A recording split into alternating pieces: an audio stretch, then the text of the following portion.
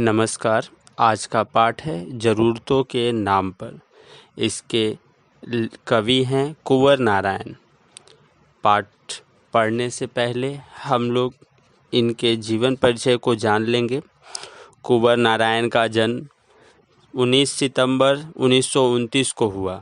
नई कविता आंदोलन के सशक्त हस्ताक्षर कुंवर नारायण अज्ञेय द्वारा संपादित तीसरा सप्तक 1959 के प्रमुख कवियों में रहे हैं। कुंवर नारायण को अपनी रचनाशीलता में इतिहास और मिथक के जरिए वर्तमान को देखने के लिए जाना जाता है। कुंवर नारायण का रचना संसार इतना व्यापक एवं जटिल है कि उसको कोई एक नाम देना संभव नहीं। यद्यपि कुंवर नारायण की मूल विधा कविता रही है, पर इसके अलावा उन्होंने कहानी, लेख, समीक्षाओं के साथ साथ सिनेमा, रंगमंच एवं अन्य कलाओं पर भी बखूबी लेखनी चलाई है। इसके चलते जहां उनके लेखन में सहज संप्रेषणशीलता आई, वही प्रयोगधर्मिता भी बने रहे। उनकी कविताओं, कहानियों का कई भारतीय तथा विदेशी भाषाओं में अनुवाद भी हो चुका है। तनाव पत्रिका के लिए उन्होंने क्वाफी तथा ब्रोखेस की कविताओं का भी अनुवाद किया है।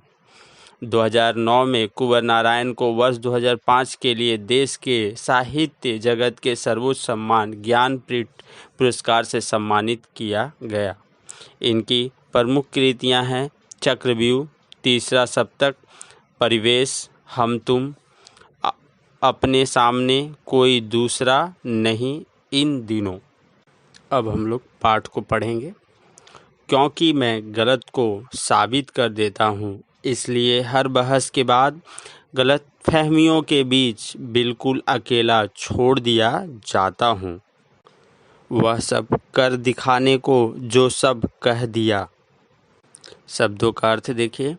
साबित का अर्थ है प्रमाणित, बहस का अर्थ है वाद विवाद, गलतफहमी का अर्थ है भ्रम या संदेह। अब कविता की व्याख्या देखिए। कवि कुंवर नारायण जी समाज में जो भी गलत घटित होता है उसे वे उद्घाटित कर देते हैं। इस प्रक्रिया में उन्हें सामाजिक लोगों से काफ़ी बहस करनी पड़ती है। समाज के लोग अपनी गलतियों को कभी स्वीकार नहीं करते। इसके विपरीत वे कवि को ही गलतफहमियों का शिकार बताकर उन्हें बिल्कुल अकेला कर देते हैं। कवि जो कुछ अपने वक्तव्य में कहते हैं उसके लिए व्यवहार की कसौटी पर अपनी बात को खरा साबित करने की उन्हें चुनौती दी जाती है। कविता की पंक्तियों को देखिए। वे जो अपने से जीत नहीं पाते, सही बात का भी जितना सह नहीं पाते, और उनकी असहिष्णुता के बीच मैं किसी अपमानजनक नाते की तरह बेमुरौवत तोड़ दिया जाता हूँ। शब्दों का अर्थ देखिए। सह का अर्थ है सहन करना, बर्दाश्त करना। असहिष्णुता का अर्थ है असहनशीलता। बेमुरौवत का है निष्ठुर, निर्मम या निसंकोच। अब इन पंक्तियों की व्याख्या देखिए। समाज में ऐसे लोग भी हैं जो एक और बहस में जीत नहीं पाते और दूसरी ओर वे कवि की सही बातों की जीत को सह भी नहीं पाते। कवि ऐसे लोगों की मानसिकता का उल्लेख करते हुए कहते हैं कि वे इतने असहनशील होते हैं कि वे उनसे इस प्रकार का रिश्ता तोड़ देते हैं जैसे किसी अपमानजनक नाते को बेरहमी से तोड़ दिया जाता है। लोगों में असहिष्णुता कम होने से उनकी बात को स्वीकार नहीं किया जाता, जबकि वह सत्य का पक्षधर है और गलत को गलत कहता है। कवि ऐसे लोगों की मानसिकता का उल्लेख करते हुए कहते हैं कि वे इतने असहनशील होते हैं कि वे उनसे इस प्रकार का रिश्ता तोड़ लेते हैं। कविता की पंक्ति को देखिए। प्रत्येक रोचक प्रसंग से हटाकर शिक्षाप्रद पुस्तकों की सूची की तरह घरेलू उपन्यासों के अंत में लापरवाही से जोड़ दिया जाता हूँ। शब्दों का अर्थ देखिए। रोचक प्रसंग, आनंददायक प्रसंग, शिक्षाप्रद, शिक्षा प्रदान करने वाली। सूची मीन्स तालिका। घरेलू का अर्थ है घर से संबंधित। लापरवाही का शब्द है असावधानी। इन पंक्तियों की व्याख्या देखिए। समाज में अपनी स्थिति को व्यक्त करते हुए कहते हैं कि अतार्किक लोग उन्हें रोचक प्रसंगों से अलग कर देते हैं। जैसे आम घरों में शिक्षाप्रद पुस्तकों की गति होती है, शिक्षाप्रद पुस्तकों को लोग लापरवाही से घरेलू उपन्यासों के पीछे रख दिया करते हैं। वे पुस्तकें घर में होती जरूर है, लेकिन उन्हें देखने या पढ़ने की ज़रूरत कोई नहीं उठाता। कविता की पंक्ति देखिए। वे सब मिलकर मेरी बहस की हत्या कर डालते हैं ज़रूरतों के नाम पर।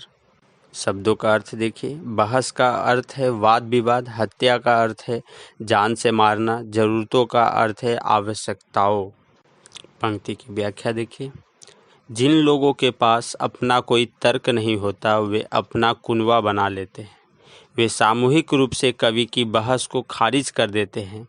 उन तर्कहीनों के पास एक थोथा तर्क होता है कि वे जो कर रहे हैं वही जमाने की ज़रूरत है। और एक कवि से पूछते हैं कि ज़िंदगी क्या है, ज़िंदगी को बदनाम ना कर। शब्दों का अर्थ देखिए। ज़िंदगी का अर्थ है जीवन, बदनाम का अर्थ है बुरा नाम। इन पंक्तियों की व्याख्या देखिए। कवि अपनी सच्चाई पे अडिग रहता है और गलत को गलत कहने पर हिचकिचाता नहीं है और न ही भय खाता है। लोग उसकी अपेक्षा और अपमान करते हैं, उसकी सार्थकता को नज़रअंदाज करते हैं। उसकी ज़िंदगी को बदनाम करने के पश्चात कवि से ज़िंदगी का अर्थ जानना चाहते हैं। इस प्रकार कवि आज के समाज की तुच्छ मानसिकता का चित्रण करते हैं। वह कहता है कि समाज में ऐसे लोग भी हैं जो गलत को गलत मानने से इनकार करते हैं और उल्टे ही उसी से ज़िंदगी का अर्थ जानना चाहते हैं। धन्यवाद।